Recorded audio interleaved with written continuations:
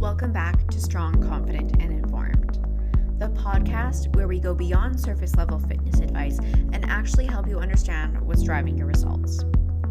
I'm Danielle Lemoyne, an online fitness coach who helps women build strength, lose fat, and most importantly, stay consistent without constantly starting over. Today, I want to talk to you about something that comes up in coaching all the time. And honestly, I think a lot of people are walking around being way harder on themselves than they need to be because they don't understand what's actually happening.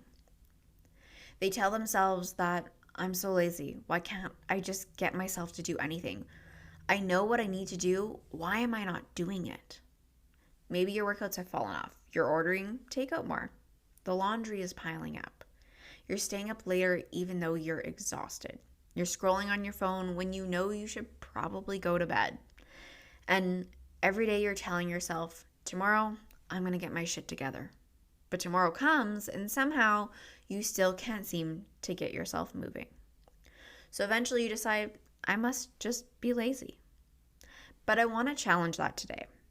Because sometimes what you're calling laziness is actually overwhelm. Sometimes it's burnout. Sometimes it's emotional exhaustion. Sometimes you've been carrying so much for so long that your capacity to take on anything else is incredibly low. And when your capacity drops, your ability to follow through on habits drop with it. That doesn't mean we throw our hands up and say, well, I'm overwhelmed, so I guess there's nothing I can do. We're going to talk about that too. Because I don't think the answer is always doing less. And I don't think the answer is always pushing harder either. I think the real skill is learning how to understand what you actually need. Have you ever gone through a season where even really simple things suddenly feel difficult? Things you normally wouldn't think twice about, like making dinner or going for a walk, even answering a text from your best friend, putting away your laundry or going to the gym. You look at something that realistically might take 10 minutes and your brain goes, nope. And that's kind of confusing, especially if you're normally somebody who gets things done. Because logically, you know you can do it. You've done it hundreds of times. So why does it suddenly feel so hard? This is where I want to introduce you to the idea of capacity. Think of capacity as the amount of physical, mental, and emotional bandwidth you have available. And your capacity isn't the same every day. Some days you have a lot. You slept well, you're feeling good, work is manageable, nothing major is happening at home, so you have room.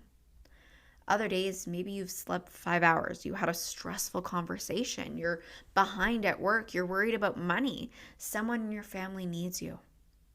You're trying to remember 15 different things. And now someone tells you you should work out today. Technically, yes. You probably have 30 minutes. Maybe it's only 15. But having those 30 or 15 minutes available on a clock and having 30 minutes of capacity are not necessarily the same thing.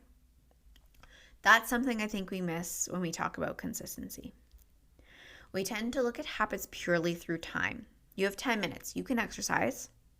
Meal prep only takes an hour. Just go to bed earlier. Okay, but humans aren't calendars. We have emotional load, mental load, stress, decision fatigue, physical fatigue, and all of those things influence our behavior. That's why something that feels incredibly easy during one season of life can feel almost impossible during another. The habit didn't change, your capacity did. When you're overwhelmed, your brain starts prioritizing immediate demands. What needs attention right now? What fire needs to be put out? What can I postpone? What can I avoid? And unfortunately, your long-term health goals usually don't scream very loudly. Your workout isn't going to send you an angry email. Your vegetables aren't going to call you. And your bedtime isn't going to demand an answer. So those things get pushed down the list again and again and again. Until eventually you're looking around thinking, how did I completely lose my routine? Usually you didn't wake up one morning and decide you no longer cared about yourself. Your attention was slowly redirected toward everything else, and your own needs became the thing that could wait. Then something else started happening. You feel guilty. You know you haven't been working out. You know your nutrition hasn't been great. You know you're exhausted. So now, on top of everything else you're carrying guilt about what you're not doing. And that guilt creates even more mental load. Now, the workout isn't simply a workout, it's evidence. Evidence that you're behind, evidence that you've fallen off, evidence that you're not being disciplined. So instead of the workout feeling like something that could actually help you, it becomes another obligation, another thing that you're failing at, another thing someone wants from you. And that's when people really start shutting down. I also want to separate overwhelm from burnout because we use those words interchangeably sometimes. You can be overwhelmed without being burnt out. Overwhelm can be temporary. Maybe this week is absolutely ridiculous. You have too many things happening at once and your brain can't figure out where to start. Burnout tends to be something deeper. It's often the result of prolonged stress without enough recovery. You've been pushing and pushing and pushing for months, maybe even longer. And eventually your system starts saying, I don't have anything left. You might feel emotionally drained, disconnected, irritable, unmotivated. Things you normally care about might not feel particularly important anymore. You might be physically tired even when you're technically resting. And this is where telling someone to simply try harder can completely miss the point. If the problem is chronic overload, adding more pressure isn't necessarily going to fix it. So, am I actually lazy? Let's talk about it. Because I don't want this episode to become another social media message telling everyone, you're not lazy, you're just overwhelmed. Because sometimes we are avoiding something. Sometimes we don't feel like doing the work. Sometimes we've gotten comfortable. Sometimes we're making excuses. That's real too. And part of being an adult is being able to look at yourself and say, no, I'm actually capable of doing this today. I just don't want to. That's different. So how do you tell? I think one of the first questions to ask is, does everything feel hard right now or just the things I don't want to do? That's important. If you're struggling to cook, work out, clean, answer messages, make decisions, socialize, and generally keep up with life, there's probably something bigger happening with your capacity. If you have plenty of energy for everything else, but somehow your workout is always the one thing you don't have capacity for, we might need to be a little more honest. Maybe you just don't want to work out, and that's okay. You don't have to want it, but not wanting to do something doesn't automatically mean you shouldn't do it. And another question, how long has this been going on? Did you have a brutal 3 days? Or have you felt like you're barely keeping your head above water for 3 months?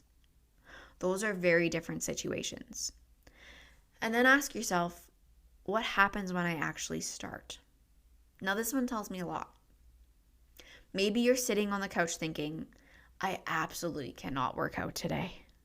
But you tell yourself you're going to go do 10 minutes. You start moving. And then 10 minutes later, you feel better. You finish 25 minutes and think, I'm really glad I did that. That's useful information. Maybe the barrier wasn't physical capacity. Maybe it was initiation. Getting started was the hard part. On the other hand, if you start and your body feels absolutely drained, your performance is dropping, you're struggling to recover, and every session feels worse, that's information too. Maybe today actually needs to be a recovery day then. The goal is to stop making every decision from guilt and start gathering information. I want you to know that low capacity doesn't mean zero capacity. This is probably one of the most important things I want to talk about today. When you're overwhelmed, your capacity can be lower, but lower doesn't automatically mean zero. And this is where all or nothing thinking gets people in trouble. You normally work out for an hour. Right now, an hour feels impossible, so you do nothing. But what about 20 minutes? What about 10? You normally cook 5 dinners during the week. Right now, that sounds exhausting. Okay, can you cook 2? Can you buy a rotisserie chicken? Can you keep frozen vegetables in the freezer? Can dinner be just eggs and toast tonight? We're so quick to decide that if we can't do the ideal version, there's no point in doing anything. But during low capacity seasons, the scaled back version is often exactly what keeps you connected. This is something I work through with clients all the time. There are weeks where pushing toward the goal makes sense, and there are weeks where we intentionally pull back. That's coaching. I'm not looking at someone's program and saying, it's 3 workouts, so I don't care what happened this week. Do 3 workouts. I'm looking at the whole person. Are you sleeping? What's happening at work? What's happening at home? How are you recovering? How do your workouts feel right now? How long has this been going on? Sometimes I might say, you know what? I think we need to take something off your plate this week. And other times I'm going to say, I hear you. I know you're overwhelmed, but I actually think getting this workout is actually going to help you. Both can be good coaching because support doesn't always mean removing the challenge. Sometimes support means helping someone move through it. And sometimes the habit is part of the solution. This is something I really want people to understand. When life becomes overwhelming, we often remove the exact things that help us handle overwhelm. Movement goes first, sleep gets worse, meals become more reactive, we stop getting outside, we stop doing anything for ourselves. And then we wonder why we feel even worse. Your workout might not be the problem. Your workout might actually be one of the things helping regulate you. A 20-minute walk can create space in your head. Strength training can give you an hour where you're focused on something other than the problem. Going to bed can make tomorrow easier. Eating an actual lunch might stop the 4 o'clock crash that makes everything feel impossible. So before you remove a habit, ask yourself, is this taking energy from me right now? Or could this actually give some back? That's an important distinction. And now I know I've talked about anchors before, but I want you to start with your anchors. When someone is overwhelmed, I don't want to give them 15 new habits. That's the last thing that they need. I want to find their anchors. What are the few things that help everything else feel slightly easier? For you, maybe it's sleep. When you're sleeping better, you have more energy to train. You're less hungry, you're more patient, you make better decisions. For someone else, movement might be that anchor. When they get outside for a walk, their mood improves, their sleep is better, they feel more capable. Maybe nutrition is the anchor. Eating breakfast and lunch consistently stops the entire evening from being chaotic. Find the thing that creates the biggest ripple effect and start there. Not because everything else doesn't matter, but because right now you don't have the capacity to focus on everything else. And I want you to make the habit smaller before you remove it. I think this is one of the best strategies for a stressful season. Before you completely remove something, shrink it. 3 workouts becomes 2. An hour becomes 30 minutes. 10,000 steps becomes 7. Cooking every night becomes cooking twice and eating leftovers. Your full bedtime routine becomes putting your phone down 15 minutes earlier. Shrink the habit until it fits your current life. This does 2 things for you. First, it reduces the demand. But second, and I think it's just as important, it protects your identity. You're still someone who moves. You're still someone who takes care of herself. You're still someone who stays connected. That's incredibly powerful when life feels chaotic. I also want to prepare you for something. When you're trying to rebuild habits during an overwhelming season, it probably isn't going to feel amazing immediately. You're not necessarily going to do one workout and suddenly feel motivated again. You might still feel tired. You might still resist it. You might still think, I don't want to do this. That's okay. Don't use the absence of motivation as evidence that it's not working. Sometimes you're simply rebuilding momentum, and momentum takes time. You might have to consciously choose the habit over and over again before it starts feeling natural. This is where people quit too early. They think, I've worked out 3 times and I still don't feel like myself. Of course you don't. You've been overwhelmed for 3 months. You have to give yourself some time. Your expectations need to start matching your capacity as well. This is where I think we need both compassion, but also accountability. Compassion says, I'm carrying a lot right now. It makes sense that this feels harder. And accountability says, and I'm still responsible for taking care of myself within the capacity I have. We need both. Because compassion without accountability can turn into avoidance. And accountability without compassion can turn into punishment. Neither one creates sustainable change. The middle ground is, what can I reasonably ask of myself right now? And then actually do that. If you've decided 2 workouts are realistic, do the 2. If you've decided your goal this week is getting into bed by 10:30, follow through. Don't create a smaller goal and then treat it like it doesn't matter. It matters, especially right now. And I want you to stop waiting to feel like yourself again. This is another thing I see. People say, once I feel better, I'll get back into my routine. I honestly hear it a lot. But sometimes getting back into parts of your routine is what helps you start feeling better. Not all of it, and not overnight, but pieces. You don't always get energy first and then take action. Sometimes action creates energy. You don't always get motivation first and then start moving. Sometimes movement creates motivation. You don't always feel capable first and then follow through. Sometimes following through is what reminds you that you're capable. That's why waiting can keep you stuck. Keeping going during an overwhelming season doesn't mean pretending everything is fine. It doesn't mean pushing yourself until you're completely burnt out. It also doesn't mean abandoning yourself until life becomes easier. It means adjusting and being honest and paying attention. It means choosing the habits that support you.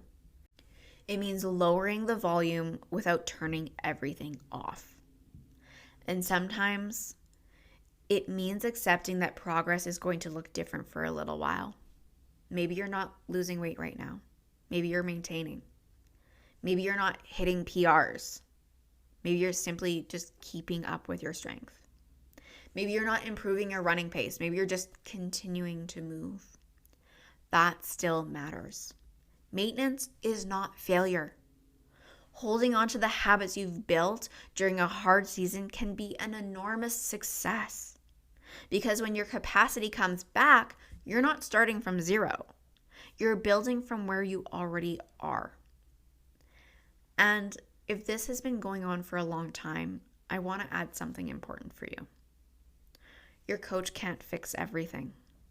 Sometimes persistent exhaustion, major changes in mood, significant sleep problems, or feeling unable to function normally deserve a support outside of fitness coaching.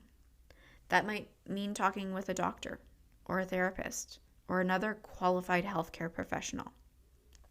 There is nothing impressive about trying to push through something that actually needs attention.